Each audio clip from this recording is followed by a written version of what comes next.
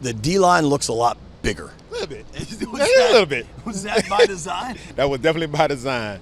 As you know, everybody in NFC East loves to run the ball. Unique guy in Philadelphia that we got to make sure we're conscious of. So it was by design. Get us some guys that had some size to them, getting some guys that have played a lot of ball, getting guys that are strong and versatile. Like, that was the mindset, and I'm very happy that Coach Q and AP were able to get that done to help out Coach Witt, myself, Sharif, and Ryan, to where we can put some guys out there to stop this run and to rush the passer.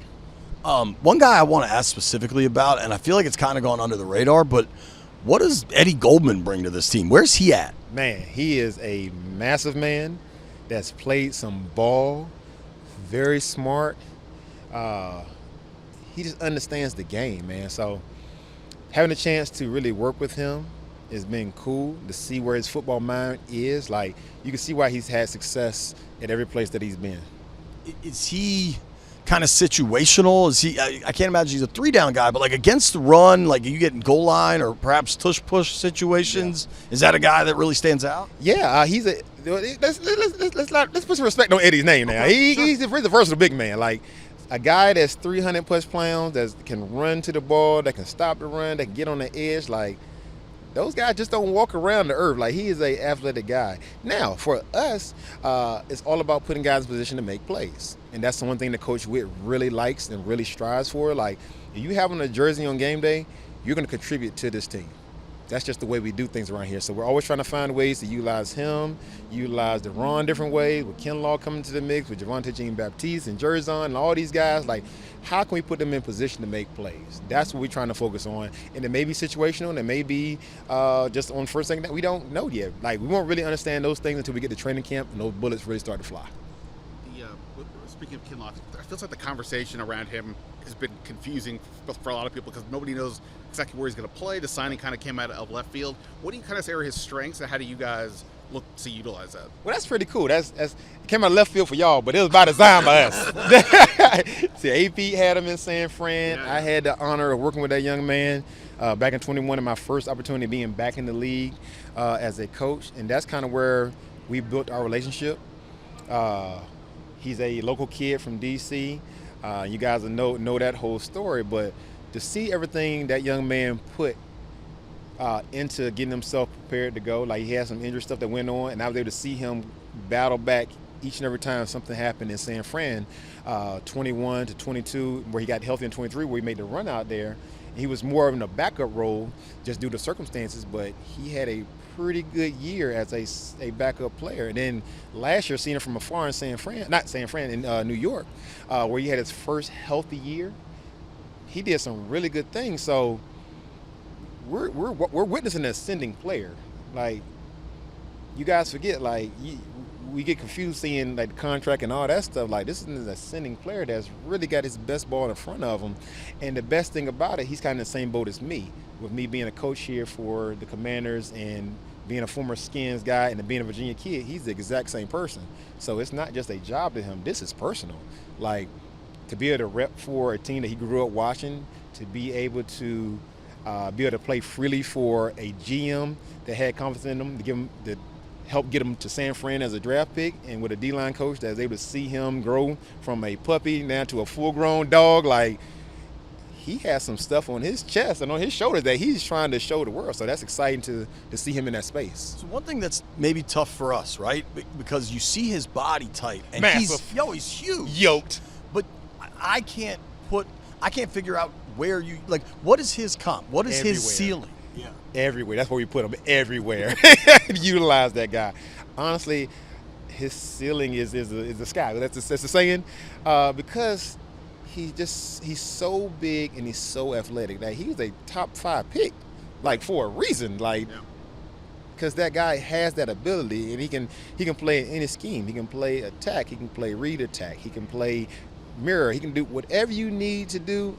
That guy can do it. And the biggest thing that I appreciate, the best thing about him that I appreciate, is that he works. You get a lot of guys that kind of just rest on their laurels and, hey, my natural talent and ability will take me everywhere. Not JK. JK works. He works his tail off. I guarantee you right now, if we call him, he's in somebody's gym or on somebody's table getting a massage or dry needling or something like that. He is constantly working, and that's what's going to allow him to hopefully have one of his best years this year. And with Coach Witt and talking to Coach Q and brainstorming with Ryan and Reef and myself, like, how do we get this guy on the field in positions to help us to not only stop the run, but rush the passer? Just don't think because we see a man that's 6'6" or whatever he is and 305 pounds and 330 pounds that he's just a run stopper. No, he can affect the game any way that needs to be affected. And that's the thing right now. We're just continuing to spoon feed this guy.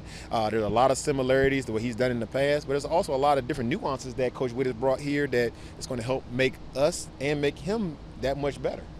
To help the fans and others understand the context of what he is, then there's been this talk DQ's had this elephant position in the past. You know, I guess that's the sort of the run stopping edge kind of a guy. He's not a sleek edge rusher, so is that? Sleek. Well, he's trying to say you poorly. Relative to Ryan Kerrigan, you know what I mean. So I guess how does you mentioned also stopping guys like Saquon. I mean, it seems like that's why on a lot of levels he's here to maybe have him help set that edge that was a little more problematic last year. Is that a way to sort of help contextualize what he'd be able to help do? Not necessarily. Well, remember we also just signed Deidrick Wise, who's a massive man that's played DN as well. So the goal is to get bigger, to get athletic, and to be interchangeable with everybody that we signed. So it's unfair to say that you're going to peg JK into that elephant role because we have a Deidrick Wise. We have Cleveland Ferrell, who's come back and he's healthy. We have Javonte Jean-Baptiste, who looks like a totally different player this year, just size-wise, spending a lot of time in the weight room eating red meat and doing a bunch of stuff to make himself stronger. So we're going to be better this year, like I said, in year 2, because we understand what the picture is, what the vision is now, and that's allowed these guys to go prepare and play free in these OTAs. And hopefully we can use that to springboard us into training camp. You brought up red meat. Is Wise a vegan? Wise, I say that about Javonte, not vegan. I know, but that's what triggered my memory. Yes, D. Wise is a vegan. You've been around football your whole life, coaching, playing. Have you ever had a D lineman that's a vegan? I have not, but clearly he knows what he's doing because he is every bit of 6'5", 280, it's strong, unique guys in this room, man. Really savvy individuals. They're aware of their bodies. They're aware of how to get themselves prepared to go to practice each and every day. And I gotta assume it's going to carry over to the season. Just the intent and the mindset those guys have. It's pretty cool to see these guys just in their element each and every day. I mean, for me, when I think of a guy like Deidrick Wise, he played for Bill Belichick. No doubt. He knows what he's doing. No doubt about it. And having a guy like that helps everybody in the room. Well, and 2 guys we haven't mentioned, Johnny, fully healthy, and then Deron. Just how are both those guys looking this offseason? Deron, alpha male, elite. Last year, he led by example. We had a conversation. I challenged him a little bit to continue to do the same thing he was doing, but to be more vocal with it. Take over, and he's taking that thing wholeheartedly and run with it, man. He's making corrections to the guys before I even get a chance to do it, which is so cool to see because that now raises the floor of the entire room. So having that guy in there, I could have asked for anything more with DP. He is intent on getting 1% better each and every day, each and every play. And then with Johnny, I'm so excited for that young fella, man. He had a tough hand last year coming in and being banged up, and then getting thrown into the deep end immediately when John got banged up, which was not by design, but it helped him tremendously because now he was able to be a big boy in the league and play some legit ball, and he was able to learn by fire. Sure. So that stuff is going to circle back to this year to where now it's not going to be anything that catches him off guard because he's been in those situations earlier than we all envisioned. We thought last year we would have a 3-man rotation, and like I said, he got kind of banged up. By the time he finally got healthy, then John went down. And then when John came back, then Deron went down. So we never really had what we wanted to have. But he's setting himself up for this off-season, taking the corrections, watching the film to really have a good role for himself this year. And I'm excited to see what he does with it.